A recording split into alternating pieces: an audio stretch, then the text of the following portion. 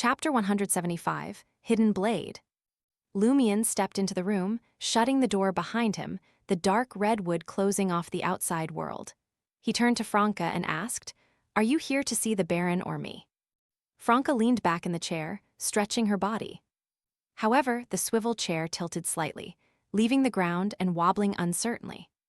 "Care to guess why I'm here? For you or him?" Her voice cut through the air, clear and distinct, in stark contrast to her elegant appearance and demeanor.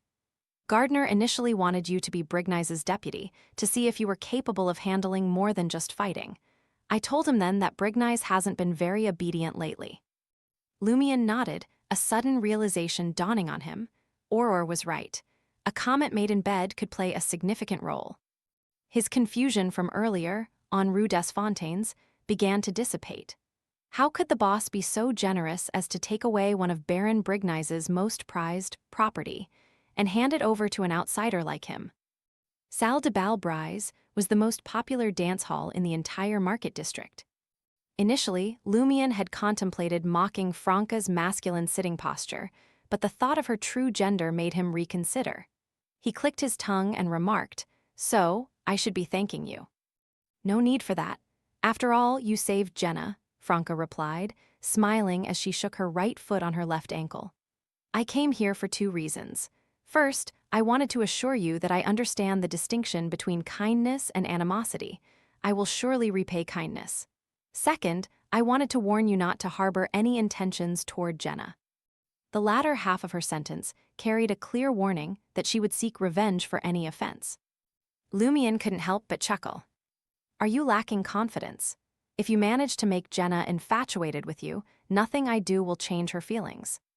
Had Lumion not known about the potential gender transformation through the demoness pathway, he might have taunted Franca, asking if her confidence solely relied on her dick. He might have mocked her insecurity and her need to caution an unrelated individual. What did she think Jenna was? Someone who would easily change her heart. Lumion could almost visualize Jenna treating Franca as a friend rather than a lover. Gradually, Franca's smile faded. She withdrew her feet and rose from her chair. Despite being slightly shorter than Lumion, she stood at an impressive height of almost 1.75 meters, a rarity among Intisian women. Franca circled the desk, drawing closer to Lumion. A smirk formed on her lips as she said, "If you're in need of women, I can introduce you to some of my top dancers. And if they don't catch your fancy, how about me?" As she spoke, she gently hooked her hand around Lumion's chin, lowering it slowly. Lumion's heart remained calm, undisturbed like a still lake. The realization that this woman may have once been a man had extinguished any desire within him. He simply resisted, firmly gripping Franca's right hand and offering a smile. "I'm afraid the boss would have me sleeping with the fishes at the bottom of the Esrenzo River." Changing the topic, Lumion continued, "So you swing both ways, men and women." Franca withdrew her hand, straightened up, and offered a smile. "I used to fancy girls exclusively, but after giving it a try with a man, I realized it's not half bad. It brings about a different sensation. Life's too short to impose limits upon oneself. Break free from unnecessary restrictions and explore. You'll have more fun and live a truly different life." It seems as if Franca had indeed been a man in the past. Is she now a Sequence 7 witch? And why did her last sentence sound so familiar? In the midst of his pondering, Lumion responded to Franca. "I don't hold any special feelings for Jenna, nor do I intend to. I have far more pressing matters to attend to." "Very well," Franca strode toward the door. Just as her hand reached for the handle, Lumion's memory was suddenly jogged, and he finally recalled the source of Franca's words. It had been mentioned by Auror in his dream. She spoke of a member of the curly-haired Baboons Research Society who had contemplated the idea of becoming an assassin and had consumed the corresponding potion. However, at the witch sequence, he found himself in a quandary, unsure whether to undergo a gender transformation. Another member of the society had advised him, saying, "Life is short, why not give it a try?" It was the very essence of what Franca had condensed into those words. Lumion's heart stirred as he gazed upon Franca's graceful figure. He spoke in a deep, resonant voice, "Life is short, why not give it a try?" Franca's hand froze on the doorknob, and she stood there, as if struck by lightning. After a few seconds, she spun around, locking her gaze with Lumien's, her voice tinged with anxiety. "Who are you? What's your code name?" This reaction, it appears my guess was correct. Lumien felt a surge of delight followed by a sinking feeling in his heart. "I'm Muggle's brother." Upon hearing Seal accurately mention the code name of one of the members of the Curly-Haired Baboons Research Society, Franca breathed a sigh of relief and said, "I'm not sure if your sister mentioned me, but my code name is Hidden Blade. I belong to the same secret organization as her. No, she must have mentioned me. Otherwise, you wouldn't be familiar with that phrase. Damn it all, what the hell is happening?" Lumien shut his eyes and spoke with a resolute tone. "She never mentioned your code name or identity because I chose the Hunter pathway. When she reminded me about the neighboring Demoness pathway and its potential for gender transformation, she used your experience as an example. So, you do know." Franca felt a strong urge to disappear into the depths of the sewers. Despite having adapted to her current form and overcoming her self-imposed limitations, her newfound enjoyment with men was contingent upon her previous gender remaining a secret. The notion that Seal knew about her past as a man and her penchant for intimate relations with men ignited a dangerous thought within her. The dead can keep secrets, the dead will forget, the dead won't mock me. After a few seconds, Franca let out a slow exhale and said, "It would be wise for you to forget this. If you weren't Muggle's brother, I would have ensured your permanent disappearance." At that moment, she projected her true, masculine side, casting her gaze toward the future. "Let me enlighten you about the Hunter pathway. It, too, involves a gender change. I paid a steep price to acquire this knowledge. Unlike demonesses, hunters transition from women to men. It likely occurs at sequence 4. When the time comes, I will switch paths, become a hunter, and reclaim my male form." Is that so? Hunters symbolize males, while demonesses represent females.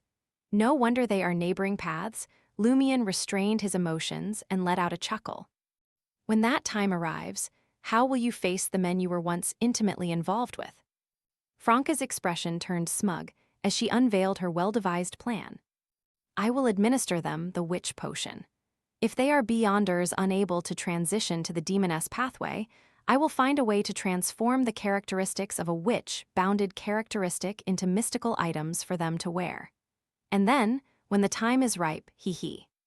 "Madame, you're somewhat deranged." Lumien dared not further provoke the red boots. This individual seemed capable of anything. As he expected, Franca issued a threat. "I'll emphasize once again, it's in your best interest to forget about this matter and refrain from harboring any intentions toward Jenna. Otherwise, I will apprehend you and force the witch potion down your throat.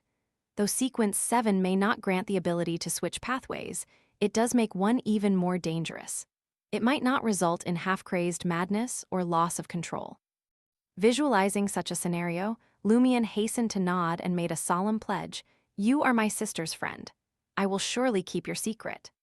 Franca relaxed and inquired about Muggle. "Where is Muggle?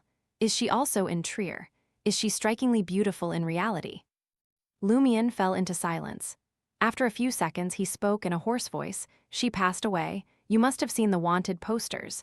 In that calamity, she—" Franca parted her lips, but no words escaped them. She returned to Lumien's side and gently patted his shoulder, offering solace.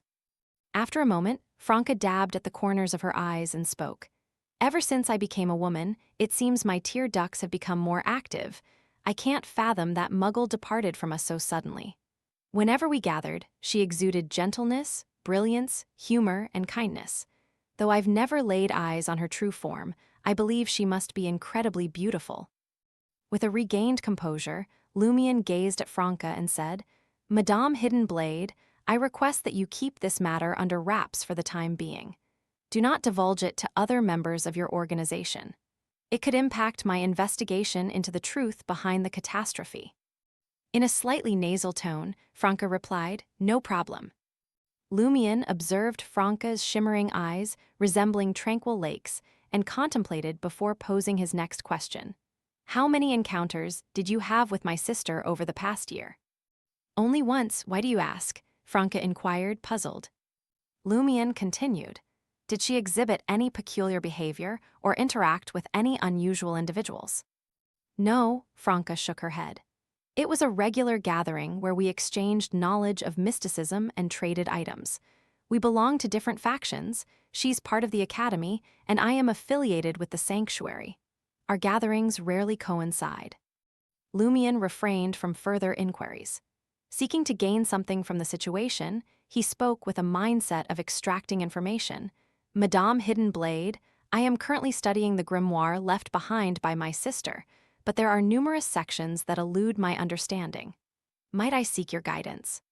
Certainly, Franca disclosed her address. I reside in the penthouse at 3 Rue des Blouses Blanches, room 601. You can find me during Jenna's performances. Every evening, unless I am at Rue des Fontaines or visiting various dance halls, I will be at home.